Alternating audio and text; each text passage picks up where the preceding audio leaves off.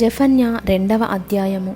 సిగ్గుమాలిన జనులారా కూడిరండి, పొట్టు గాలికి ఎగురినట్లు సమయము గతించుచున్నది. విధి నిర్ణయము కాకమునుపై యెహోవా కోపాగ్ని మీ మీదికి రాకమునుపై మిమ్మును శిక్షించుటకై యెహోవా ఉగ్రత దినము రాకమునుపై కూడిరండి.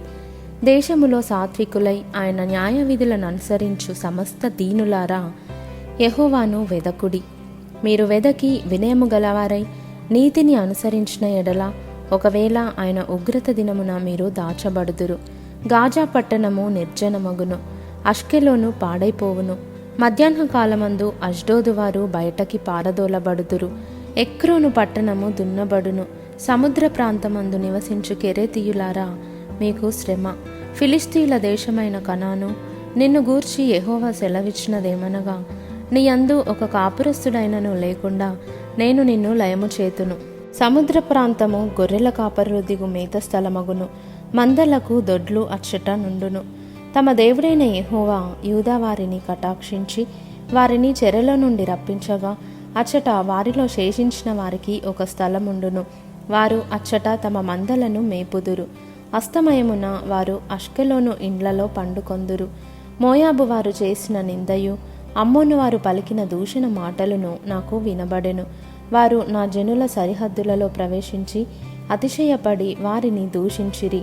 నా జీవము తోడు మోయాబు దేశము సొదొమ పట్టణము వలెను, అమ్మోను దేశము గొమొర్రా పట్టణము వలెను అగును. అవి ముండ్ల చెట్లకును ఉప్పుగోతులకును స్థానమై నిత్యము పాడుగా ఉండును. నా జనులలో శేషించువారు ఆ దేశములను దోచుకొందురు.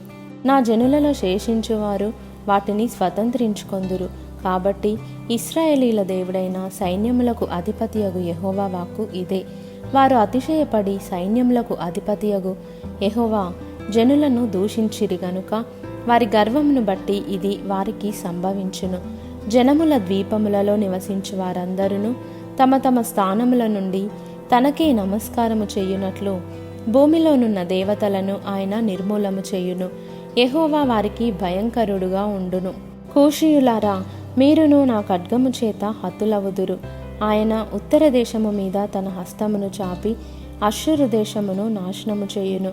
నినవే పట్టణమును పాడు చేసి దానిని ఆరిపోయిన ఎడారి వలె చేయును. దానిలో పశుల మందలు పండుకొనును. సకల జాతి జంతువులను గుంపులుగా కూడును. గూడబాతులను తుంబోళ్ళును వారి ద్వారముల పైకముల మీద నిలుచును.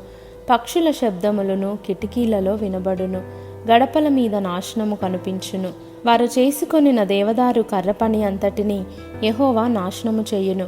నా వంటి పట్టణము మరి ఒకటి లేదని మురియుచు ఉత్సాహపడుచు నిర్విచారముగా ఉండిన పట్టణము ఇదే.